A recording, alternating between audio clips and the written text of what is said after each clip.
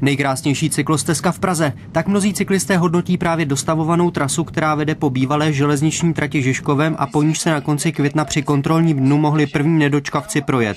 Stezka nabídne průjezd zadními trakty žižkovských činžáků, přejezd přes Koněvovu ulici, ale hlavně také jízdu více než 300 metrů dlouhým tunelem.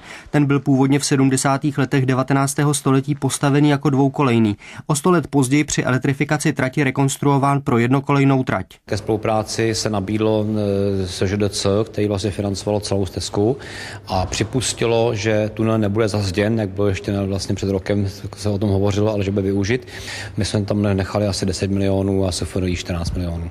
Magistrát se teď dohaduje s vlastníkem tunelu Správou železniční dopravní cesty, kdo ho bude spravovat. Zároveň se řeší, jestli bude na noc uzavřený, nebo zda bezpečnost ohlídá kamerový systém. Celé to okolí, včetně toho tunelu, bylo prakticky v dezolátním stavu.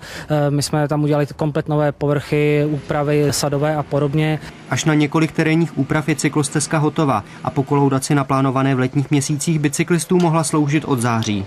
Kromě Žižkovské stezky by se letos měla otevřít také trasa na jižním okraji metropole mezi Lahovicemi a Komořany, která kvůli sporům o pozemky nabírá několika měsíční zpoždění. Odborníci na cyklodopravu ale tvrdí, že Prahu čeká s případnou výměnou politiků zastavení další výstavby cyklostezek. Obávám se, že s odchodem Petra Štěpánka, s odchodem Pavla Bema a lidí, kteří se skutečně cyklistikou zabývají, bude pro rozvoj cyklodopravy konec. Zastupitel Petr Vilgus narazil už nyní na neochotu politiků a úředníků městských silničních úřadů instalovat v ulicích cyklostojany. Luděk Kýra, Česká televize.